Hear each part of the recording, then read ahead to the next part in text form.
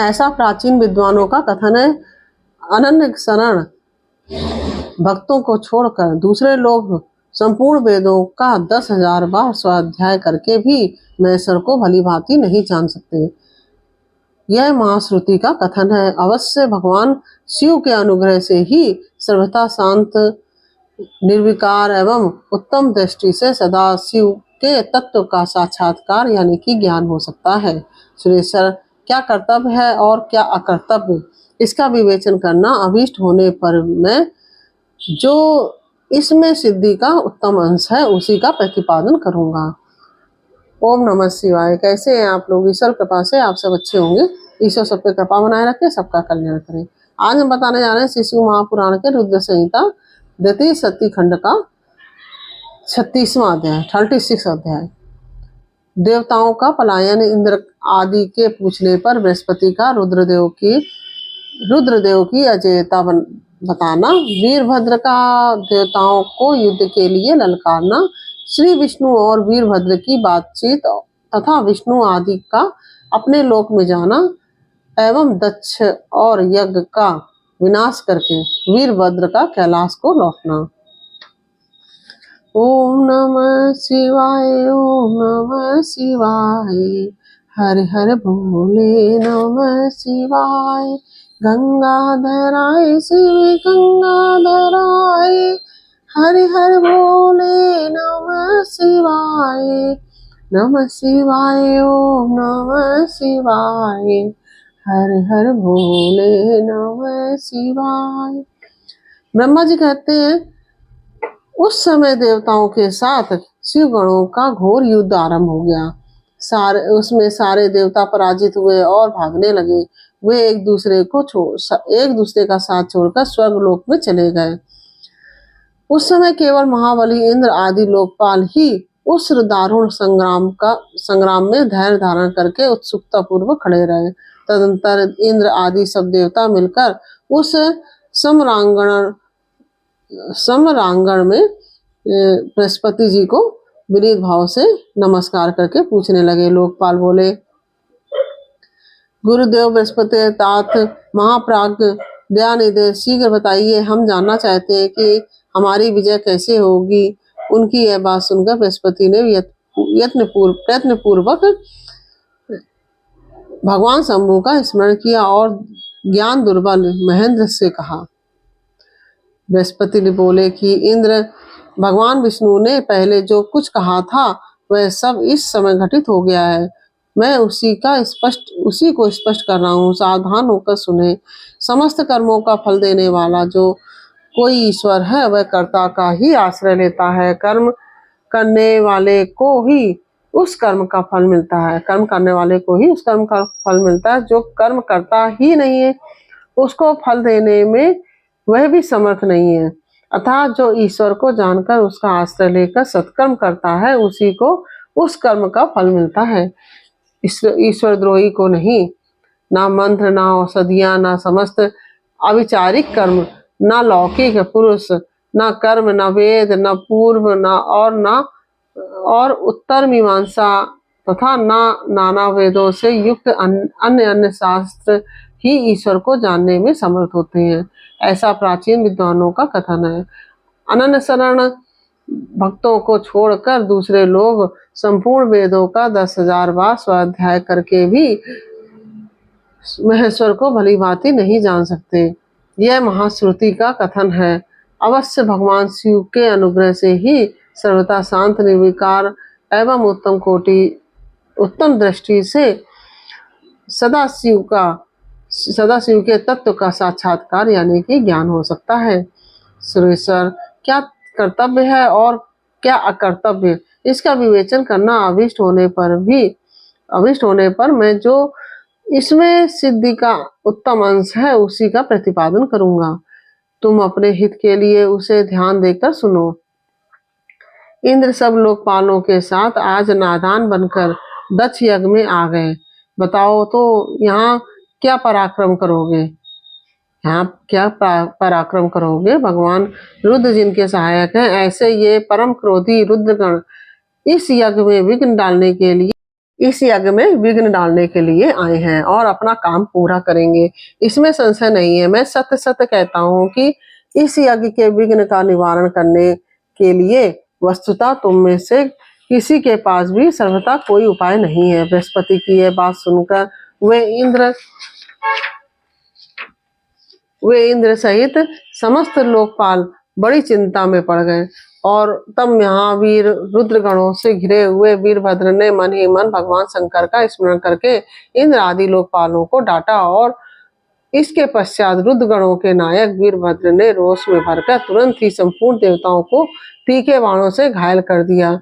इन बाणों की चोट खाकर इंद्र आदि समस्त सुरेश्वर भागते हुए दसों दिशाओं में चले गए। जब लोकपाल चले गए और देवता भाग खड़े हुए, तब वीरभद्र अपने गणों के साथ यज्ञशाला के समीप गए। उस समय वहां विद्यमान समस्त ऋषि अत्यंत भयभीत हो परमेश्वर श्री हरि से रक्षा की प्रार्थना करने के लिए सहसा नतमस्तक हो शीघ्र बोले, देव देव रामानाथ सर्वेश्वर महाप्रभु, आप दक्ष के यज्ञ की रक्षा कीजिए। आप ही यज्ञ हैं, आप इसमें संशय नहीं है। यज्ञ आपका कर्म रूप और अंग है। आप यज्ञ के रक्षक हैं, अतः दक्ष यज्ञ की रक्षा कीजिए। आपके सिवा दूसरा कोई इसका रक्षक नहीं है। ब्रह्मा जी कहते हैं, नारद, ऋषियों का यह वचन सुनकर मेरे सहित भगवान विष्णु वीरभद्र के साथ युद्ध करने की इच्छा से चले। श्री हरि को युद्ध के लिए उद्यत देख शत्रुमर्दन वीरभद्र, जो वीर प्रमथ गणों से घिरे हुए थे, कड़े शब्दों में भगवान विष्णु को डांटने लगे। ब्रह्मा जी कहते हैं कि नारद, वीरभद्र की यह बात सुनकर बुद्धिमान देवेश्वर विष्णु वहां प्रसन्नता पूर्वक हंसते हुए बोले। श्री विष्णु ने कहा कि वीरभद्र, आज तुम्हारे सामने मैं जो कुछ कहता हूँ उसे सुनो। मैं भगवान शंकर का सेवक हूँ। तुम मुझे रुद्रदेव से विमुख न कहो। दक्ष अज्ञानी है, कर्म कांड में ही इसकी निष्ठा है। इसने मूर्तावश पहले मुझसे बारंबार अपने यज्ञ में चलने के लिए प्रार्थना की थी। मैं भक्त के अधीन ठहरा, इसलिए चला आया। ये भगवान महेश्वर भी भक्त के अधीन रहते हैं। तात दक्ष मेरा भक्त है, इसलिए मुझे यहाँ आना पड़ा। रुद्र के क्रोध से उत्पन्न हुए वीर, तुम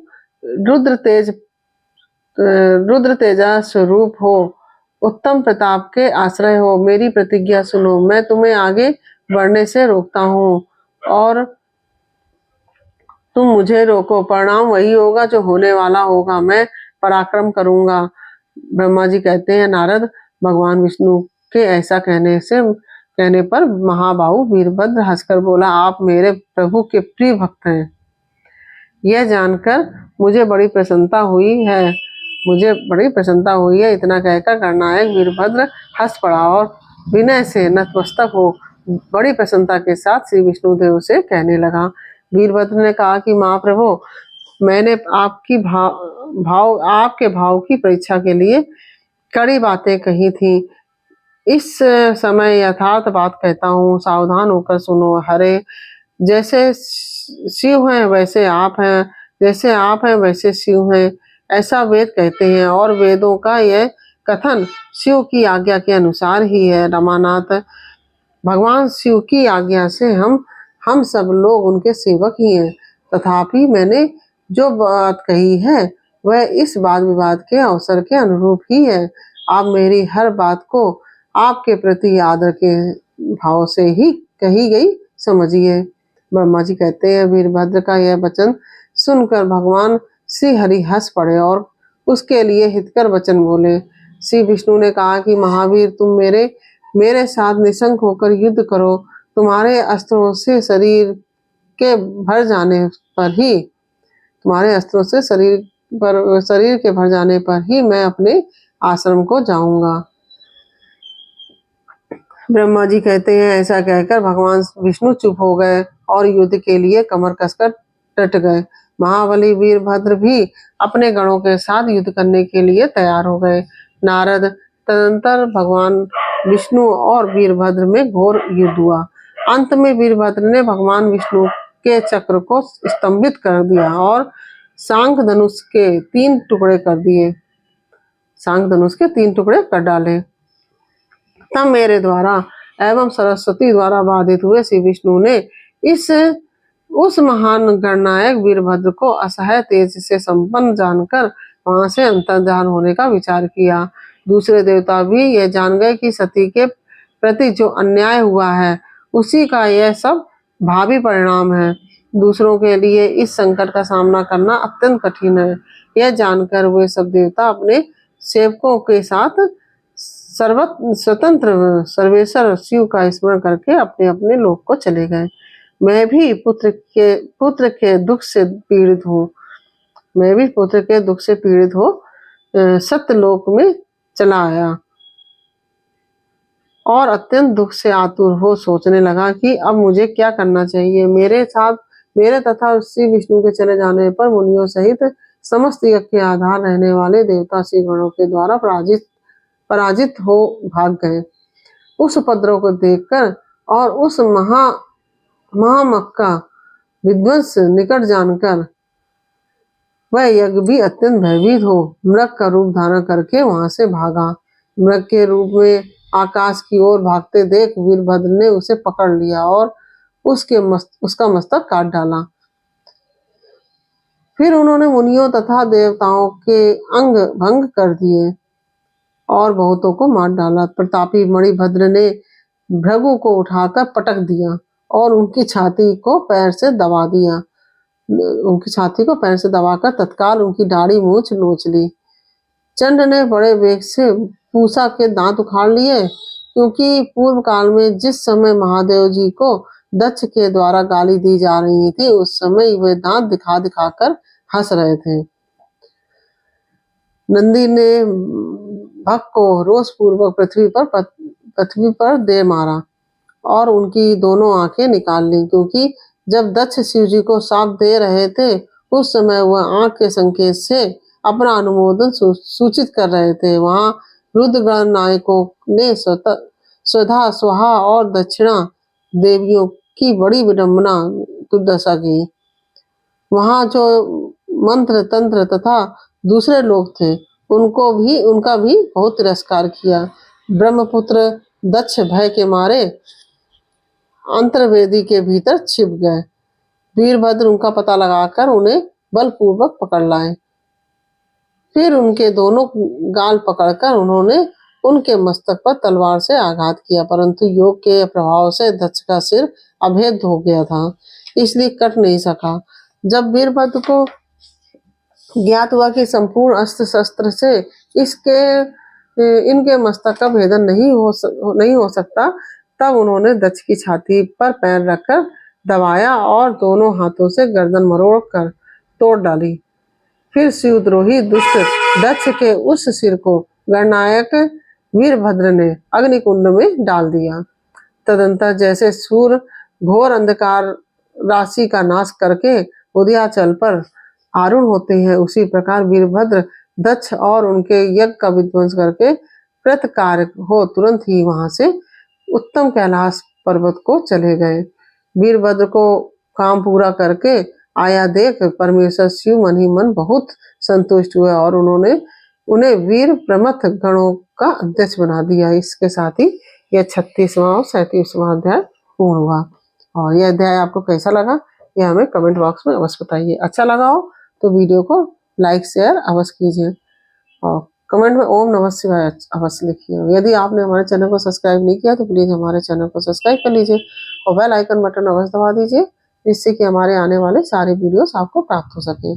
फिर मिलते हैं आपसे अगले अध्याय के साथ अगले वीडियो में। तब तक के लिए राधे राधे, ओम नमः शिवाय।